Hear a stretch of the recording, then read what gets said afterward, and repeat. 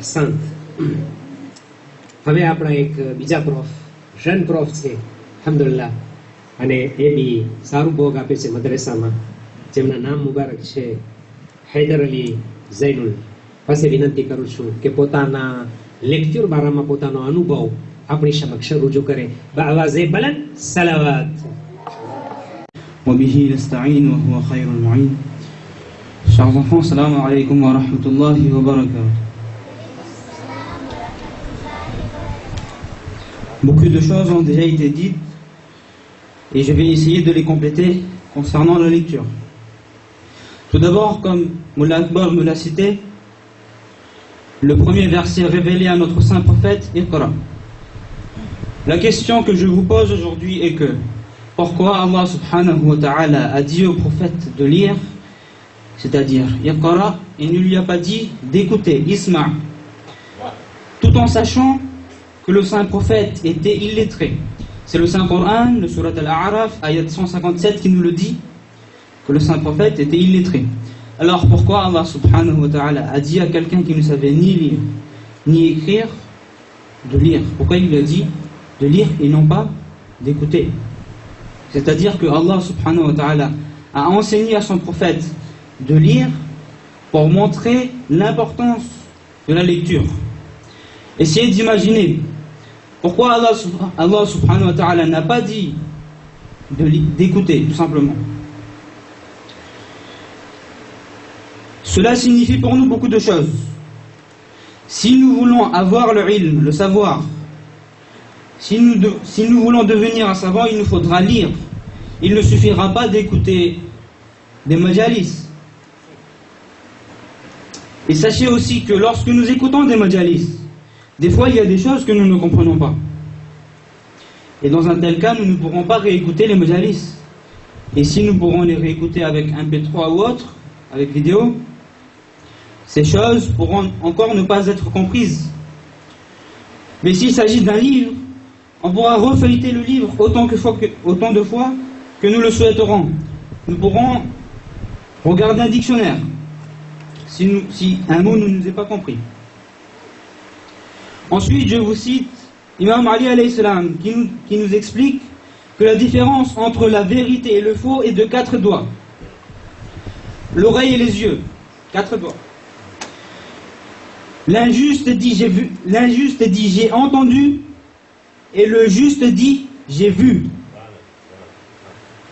C'est-à-dire que si on veut être précis dans notre vie, il faudra lire, car là ce sera quelque chose d'exact. Mais si nous écoutons, ce ne sera pas forcément précis. Et là on pourra se qualifier d'injuste si on fait tabligh devant les gens, mais qu'on n'a pas lu. Ensuite, il faut aussi savoir que le livre nous apporte ce bienfait des masaël. Imaginez que les masaël de Ayatollah Sistani n'étaient que prononcés, c'est-à-dire qu'ils n'étaient pas dans un livre. Il y a différents livres comme le guide pratique du musulman ou le code de pratique pour le musulman en Occident. Si ces livres n'étaient pas présents aujourd'hui, il y aurait plein de masaël qui nous parviendraient et qui seraient faux.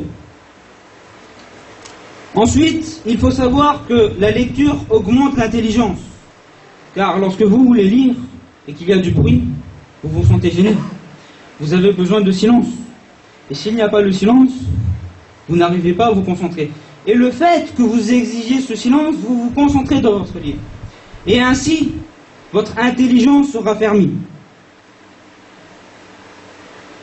La lecture nous permet aussi de voir deux points différents, deux points de vue différents. Par exemple, il faut savoir que nous qui sommes musulmans, il faut que nous soyons sûrs de notre foi. Il faut que nous comparions les autres religions. Il faut que nous regardions qu'est-ce que les chrétiens disent. C'est quoi leur doctrine et c'est quoi la nôtre? Laquelle est la plus raisonnable?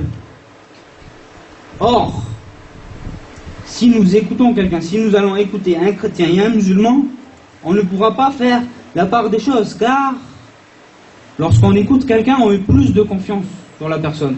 Or, lorsqu'on est devant un livre, on ne voit personne. On est nous tout seuls et devant le livre. C'est-à-dire qu'il n'y a aucun problème. C'est le raisonnement, c'est la logique qui va marcher. C'est pas la confiance. La confiance, on l'oublie. Maintenant, nous allons parler de l'histoire. Il y a quelques siècles, les musulmans étaient les plus avancés. Mais aujourd'hui, lorsqu'on dit le nom de musulman, ça devient une honte pour certains.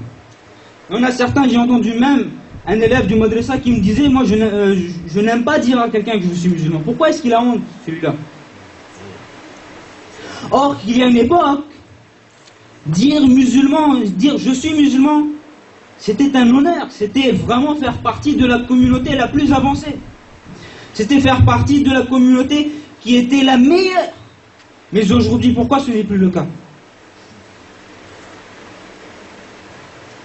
D'ailleurs, l'algèbre qui est dans les mathématiques vient des musulmans.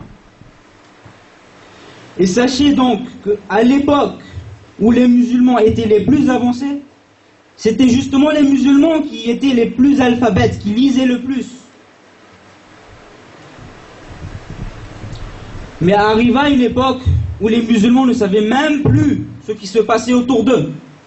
Et c'est pour cela qu'en juillet 1798, Napoléon Bonaparte débarqua en Égypte. Et il conquit l'Égypte, qui était un pays musulman. Attention, c'était un pays musulman, c'est-à-dire les musulmans qui étaient les meilleurs. Et ces musulmans se sont fait conquérir par Napoléon Bonaparte.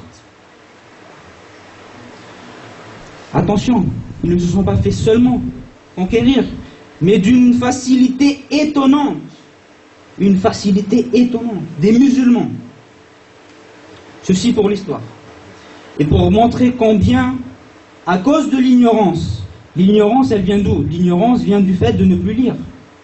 À cause de l'ignorance, voilà ce qui s'est passé. Les musulmans se sont fait devancer d'une telle façon que nous en avons honte aujourd'hui de dire que je suis musulman. Ayatollah al-Uzma, Shahid Mutahhari, il a dit, je cite, mes plus grands plaisirs se trouvent dans ma vie active et dans ma bibliothèque. On avait demandé à Cheikh Mutahhari s'il voulait avoir un poste politique, s'il voulait être président par exemple. Mais il a dit non, il a répondu, mes plus grands plaisirs se trouvent dans ma vie active et dans ma bibliothèque. Et un jour on a demandé au Cheikh Mutahhari, jusqu'à quand allez-vous lire? Et Cheikh Mutahhari a répondu, jusqu'à ma mort.